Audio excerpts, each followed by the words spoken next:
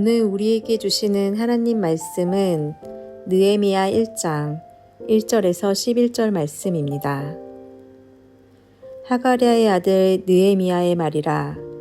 아닥사스다 왕 제20년 기슬루월에 내가 수산궁에 있는데 내 형제들 가운데 하나인 하나니가 두어 사람과 함께 유다에서 내게 이르렀기로 내가 그 사로잡힘을 면하고 남아있는 유다와 예루살렘 사람들의 형편을 물은즉 그들이 내게 이르되 사로잡힘을 면하고 남아있는 자들이 그 지방 거기에서 큰 환난을 당하고 능욕을 받으며 예루살렘 성은 허물어지고 성문들은 불탔다 하는지라. 내가 이 말을 듣고 앉아서 울고 수일 동안 슬퍼하며 하늘의 하나님 앞에 금식하며 기도하여 이르되 하늘의 하나님 여호와 크고 두려우신 하나님이여 주를 사랑하고 주의 계명을 지키는 자에게 언약을 지키시며 긍휼을 베푸시는 주여 간구하나이다. 이제 종이 주의 종들인 이스라엘 자손을 위하여 주야로 기도하오며 우리 이스라엘 자손이 주께 범죄한 죄들을 자복하오니 주는 귀를 기울이시며 눈을 여시사 종의 기도를 들으시옵소서. 나와 내 아버지의 집이 범죄하여 주를 향하여 크게 악을 행하여 주께서 주의 종 모세에게 명령하신 계명과 율례와 규례를 지키지 아니하였나이다. 옛적에 주께서 주의 종 모세에게 명령하여 이르시되 만일 너희가 범죄하면 내가 너희를 여러 나라 가운데에 흩을 것이요 만일 내게로 돌아와 내 계명을 지켜 행하면 너희 쫓긴 자가 하늘 끝에 있을지라도 내가 거기서부터 그들을 모아 내 이름을 두려고 택한 곳에 돌아오게 하리라 하신 말씀을 이제 청하건대 기억하옵소서. 이들은 주께서 일찍이 큰 권능과 강한 손으로 구속하신 주의 종들이요 주의 백성이니이다. 주여 구하오니 귀를 기울이사 종의 기도와 주의 이름을 경외하기를 기뻐하는 종들의 기도를 들으시고 오늘 종이 형통하여 이 사람 앞에서 은혜를 입게 하옵소서 하였나니 그때에 내가 왕의 술 관원이 되었느니라.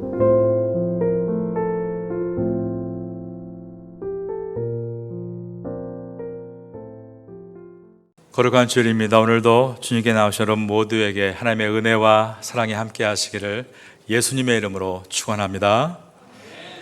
오늘부터 한 달 동안 느헤미야서 강해가 시작이 됩니다. 구약의 역사는 하나님께서 아브라함을 통하여 한 민족을 형성해 나가시는 내용을 담고 있습니다. 아브라함과 이삭과 야곱, 족장 시대를 지나서 요셉 시대 때 70명의 일가족이 대기근을 피해 애굽으로 들어가게 됩니다. 이들은 430년 동안 이방 땅에서 노예 생활을 해야 했지만 그 결과로 큰 민족을 이루게 됐습니다. 그 후에 모세의 인도로 출애굽한 백성들은 40년간의 긴 광야 생활을 마치고 드디어 가나안 땅에 정착을 하게 됩니다. 처음에는 사사들이 나라를 다스리다가 차츰차츰 왕국의 형태를 갖추게 되고 사울이 1대 왕으로 추대가 됩니다. 2대 왕이었던 다윗은 안쪽에는 하나님의 임재를 상징하는 법궤를 안치하고 바깥쪽에는 하나님께 희생 제물을 드릴 번제단이 있는 눈에 보이는 확정된 건물, 움직이는 성막이 아니라 움직이지 않고 고정된 성전을 짓기를 열망했습니다. 그래서 모든 자재를 다 준비했지만 하나님은 다윗에게 성전 짓는 것을 허락하지 않으셨습니다.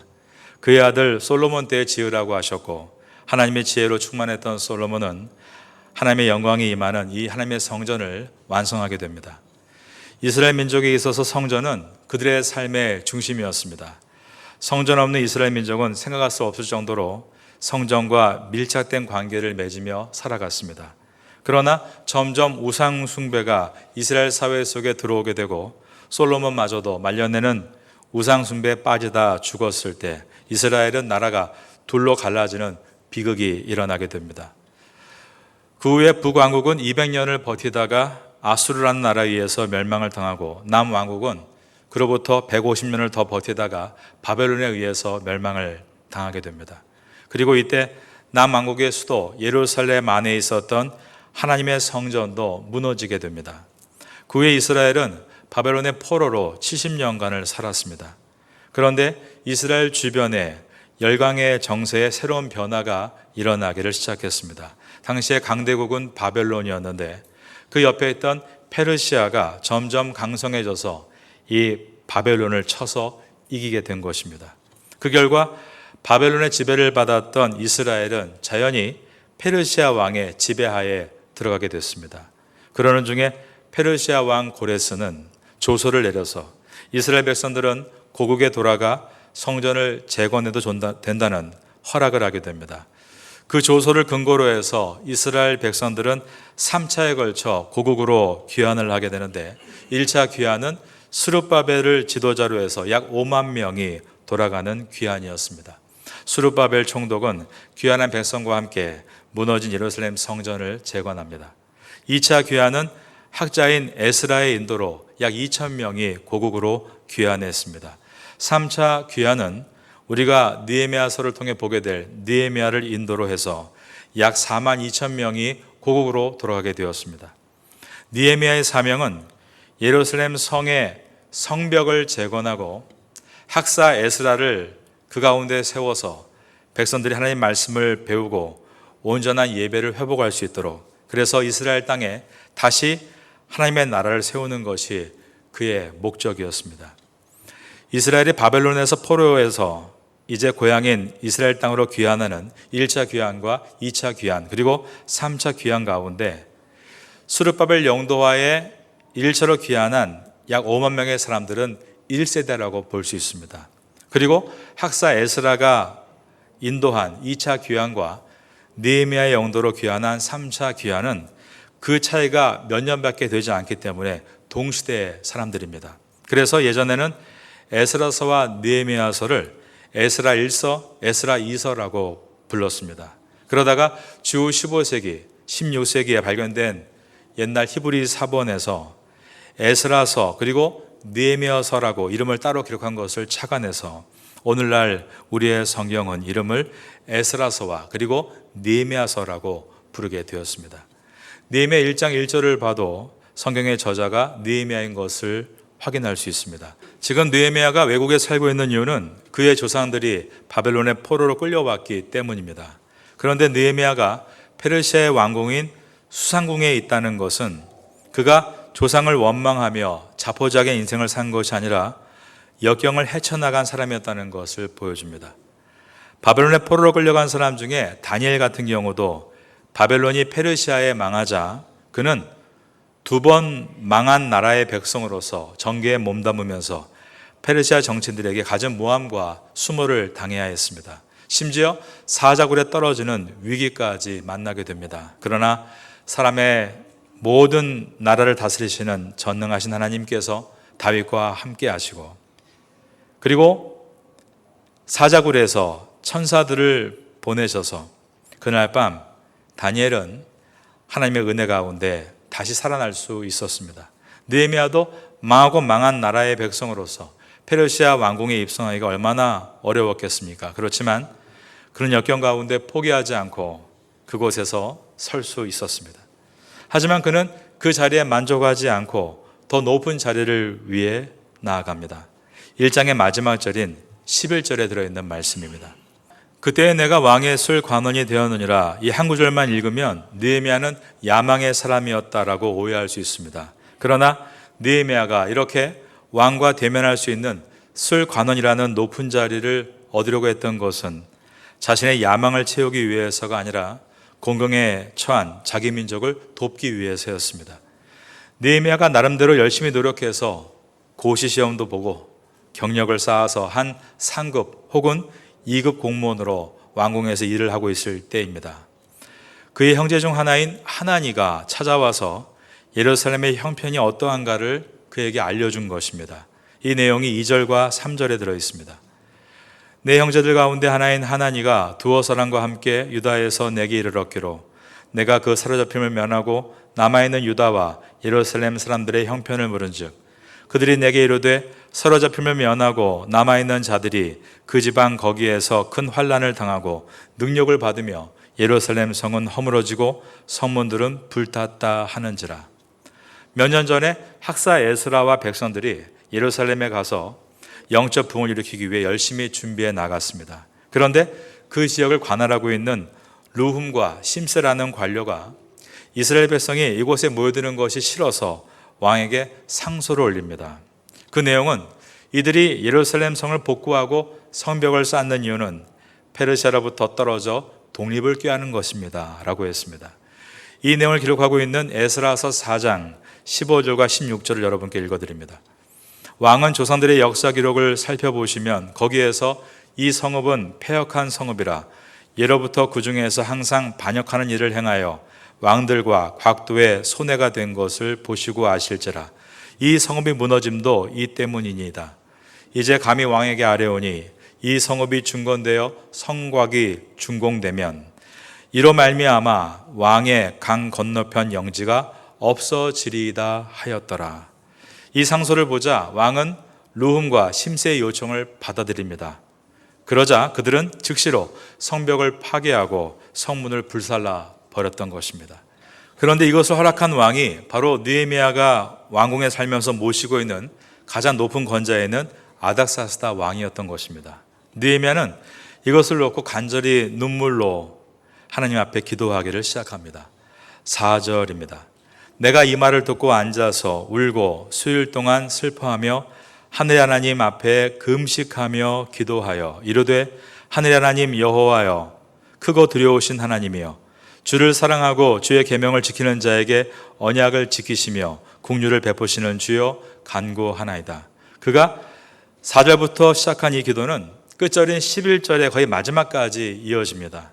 11절을 보시면 주여 구하오니 귀를 기울이사 종의 기도와 주의 이름을 경외하기를 기뻐하는 종들의 기도를 들으시고 오늘 종이 형통하여 이 사람들 앞에서 은혜를 입게 하옵소서라고까지 기도했을 때 바로 그때였습니다. 그때에 내가 왕의 술관원이 되었느니라. 그가 왕의 술관원이 된 이유는 이스라엘을 탄압하라고 지시한 아닥사스다 왕의 마음을 다시 바꿔놓을 수 있는 위치에 서기 위해서였습니다.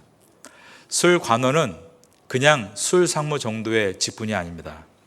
중동의 주식은 양고기였고 누린내가 심하기 때문에 항상 포도주를 곁들여 먹었습니다. 그런데 그 당시에 왕을 시해하는 대부분의 방법이 음식에 독약을 타는 경우였으므로 술관원은 오늘날의 청와대 비서관, 비서실장, 경호실장 정도라고 말할 수 있습니다. 지방의 관료들인 도지사인 르훔이라는 자와 심세라는 자가 왕의 마음을 돌려놓았는데 느헤미야는 비서실장, 경호실장이 되어 돌아선 왕의 마음을 다시 원래대로 돌려놓기 위해 눈물로 기도하며 최선으로 자신을 준비하고 실력을 쌓아 나갔던 것입니다. 저는 20년 전부터 매년 8월 혹은 9월에 일주일씩 방콕에 있는 태국 해군 사령부 산하에 있는 로얄 타이비 네이비 오케스트라, 태국 해군 왕실 오케스트라 부대에 들어가서 하나님 말씀을 전하는 일을 해오고 있습니다. 태국 해군의 핵심 전력은 우리가 살고 있는 파타야에서 가까운 라용의 사타입입니다. 그런데 태국 해군 사령부가 방콕 짜오프라야 강에 있는 이유는 그곳에 왕궁이 있고 태국 해군이 왕을 호위한다는 상징적인 의미를 띠기 위해서입니다. 제가 그곳에 가서 오늘 여러분에게 하듯이 성경을 펴놓고 느헤미야 말씀을 전한다는 것은 결코 쉽게 허락되는 일이 아닙니다. 그런데 지난 목요일부터 제가 그곳에 가서 느헤미야서를 강의하고 있는데 그렇게 할 수 있었던 이유는 태국 해군 왕실 오케스트라에서 초청한 한국 상로 오케스트라의 태국 단목 자격으로 그곳에 들어갈 수 있기 때문입니다. 이 일이 처음에 가능하게 된 것은 작년에 먼저 하늘나라 가신 고 동영춘 지휘자님 때문입니다. 상로 오케스트라를 만드신 고 동영춘 지휘자님은 대학의 교수이시고 교회의 장로이셨습니다. 그분은 한국에서 클래식 음악을 접할 수 없는 시골 오지 학생들에게 악기를 가르쳐주는 음악 캠프를 한국에서 50년 이상 1년에 꼭 2차례씩 열어서 100회를 넘기신 분입니다. 그런 위대한 경력과 실력을 인정받아서 태국의 해군 왕실 음악부대 안에 있는 국비로 음악을 배우는 중고등학생 200여 명의 학생들, 그리고 오케스트라 단원들의 초청에 의해 태국의 선교가 시작이 됐습니다.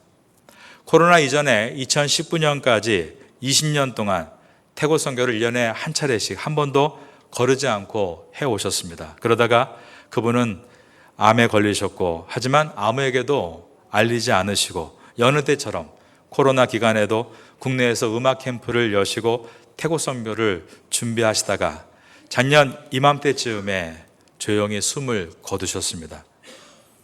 코로나로 멈췄던 상로 오케스트라와 태국 해군 왕실 오케스트라의 캠프가 코로나 기간이었던 2020년, 21년, 22년, 23년을 지나 이제 4년 만에 다시 시작이 됐습니다.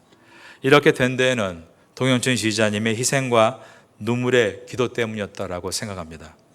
동영춘 장로님은 정말 기도를 많이 하시고 깊이 하시는 분이었습니다. 저도 그분 덕분에 그래도 조금은 기도에 대해서 배웠다라고 말할 수 있겠습니다. 주일 새벽 예배 때 시작한 기도가 끝나지 않아서 주일 예배 지휘를 하는데 늦을 정도로 기도를 길게 하셨고, 앉는 곳마다 늘 조용히 눈을 감고 깊게 기도하는 모습을 보여주셨으며, 함께 일하던 태국 목사님, 우리 캠 목사님이 돌아가셨을 때 한국에서부터 날아와서 그분의 영정 사진 앞에 깊은 눈물을 흘리신 모습이 지금도 눈에 선합니다.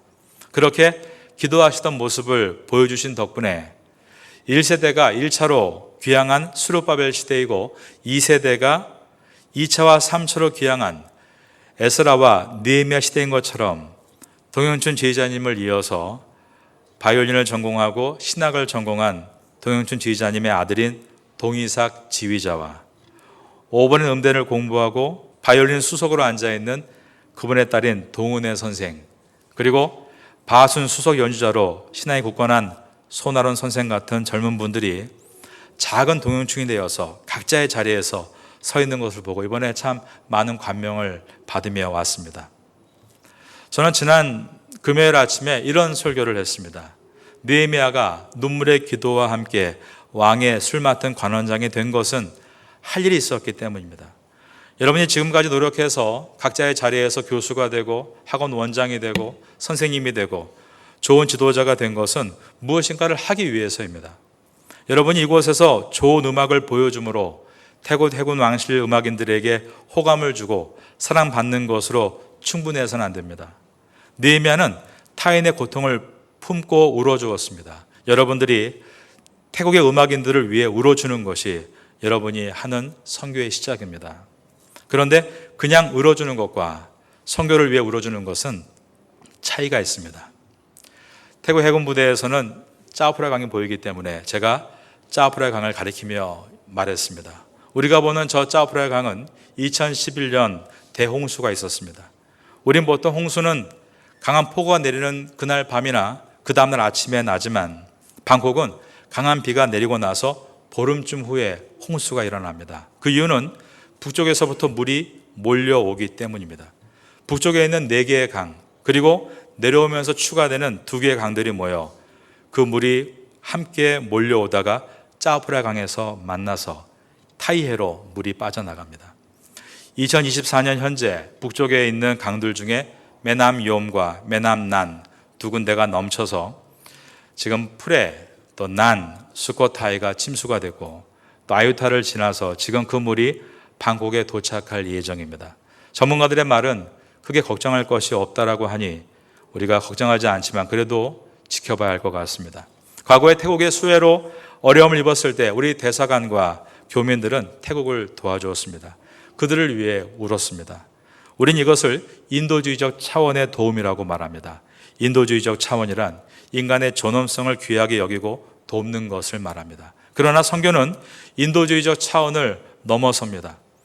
하나님을 알 수 있는 권리를 상실하고 하나님을 믿을 수 있는 기회를 얻지 못하는 사람들에게 찾아가서 우는 것이 선교입니다. 그러므로 상록이 온 목적은 태국에 있는 음악인들에게 하나님을 알 수 있는 권리를 얻게 해주고 하나님을 믿을 수 있는 기회를 주기 위해서 온 것이기에 여러분들은 그들이 복음을 듣고 구원에 이르도록 하는 것에까지 힘을 쓰고 그것을 위해 울어야 하는 것입니다.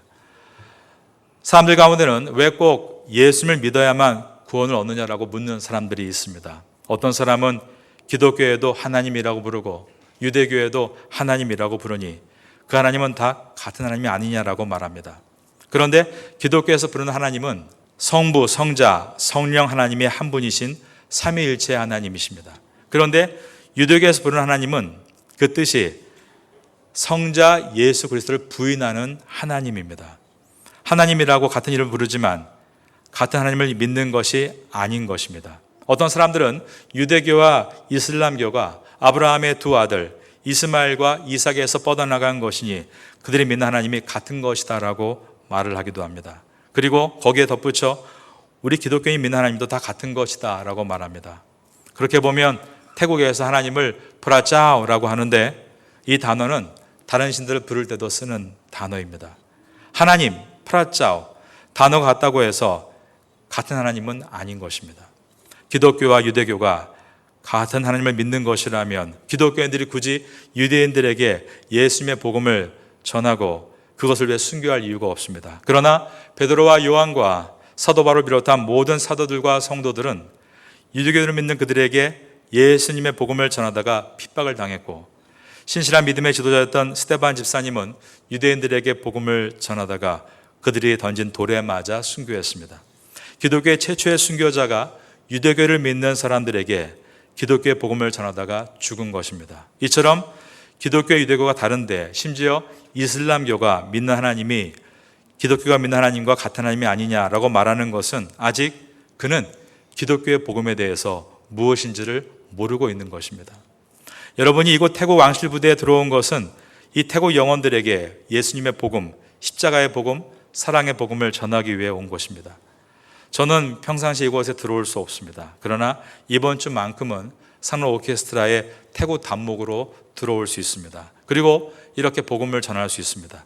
제가 복음을 전하는 것도 중요하지만 여러분이 같은 음악인으로서 사랑의 마음을 가지고 바이올리니스트는 바이올리니스트에게, 첼리스트는 첼리스트에게 가까이 가서 복음을 전하는 것이 중요합니다. 내가 어떻게 다가서야 할지 예전에 동영준 지휘자님이 앉는 곳마다 잠시 조용히 기도하셨던 것처럼 여러분도 잠잠히 눈을 감고 기도하면 하나님께서 지혜를 주실 것입니다. 여러분을 반드시 도와주실 것을 믿습니다라고 이야기를 했습니다. 동영춘 지휘자님은 태국의 음악인들을 위해 진심으로 기도하며 울어주는 분이었습니다. 그 결과 어떤 일이 일어났는가? 해군 왕실 음악부대 안에 진심으로 예수를 믿는 음악인들이 일어나기 시작했고 그들이 오늘 이 주일에 제가 이곳에서 예배를 인도할 동안 지금 방콕에서 상로 오케스트라와 해군 왕실 오케스트라를 이끌고 교회를 찾아가서 예배를 드리고 있고 오늘 오후에는 태국에서 큰 교회인 넥서스 철치에서 연주회를 할 준비를 하고 있습니다. 느헤미야는 남을 원망하며 사는 사람이 아니었습니다. 그랬다면 왜 나를 이곳 먼 외국에서 살게 했는가? 조상들을 원망하며 어려운 역경들을 포기했을 것입니다. 느헤미야는 자신만을 위해서 사는 사람이 또한 아니었습니다. 그랬다면 자기의 자리에 만족하며 살았을 것입니다. 하지만 느헤미야는 타인의 고통을 품고 울어주는 사람이었습니다. 그러기에 하나님 앞에 왕의 술 관원이 되게 해달라며 지혜를 구한 것입니다. 남을 위해서 울고 남을 위해서 내가 뭔가가 되어야겠다고 하는 것이 선교의 시작입니다. 구역원들을 위해서 울어주고 좋은 구역장이 되기 위해 하나님께 지혜를 구하는 것이 전도와 선교의 시작이고 아이들을 위해 울어주고 좋은 교사가 되기 위해 성경을 열심히 공부하고 인격을 연마하는 것이 전도와 선교의 시작입니다. 그리고 장애인들을 위해 울어주고 그들을 섬기기 위해 수화를 배우고 봉사에 참여하고 그들을 이해하고 배워가는 것이 전도와 선교의 시작인 것입니다. 느헤미야서를 시작하면서 이러한 뜨거운 눈물이 회복되기를 바라고 여러분 한 주간 동안도 주의 말씀을 붙들고 담대하게 뜨거운 마음을 가지고 이 태국 땅에서 귀하게 쓰임받는 성도가 되시기를 바라겠습니다. 이러한 은혜가 우리 모두에게 임할 수 있게 되기를 마지막으로 예수님의 이름으로 축원합니다.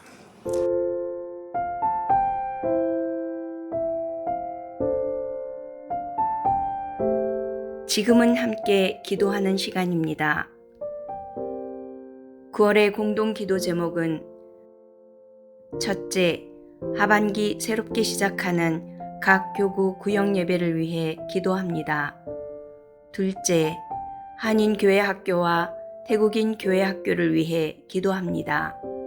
셋째, 주간 장애인 보호센터와 농아인 교회를 위해 기도합니다. 넷째, 9월 21일 장애인 가족 1일 소풍을 위해 기도합니다. 말씀을 붙잡고 기도하는 귀한 시간 되시기를 소망합니다.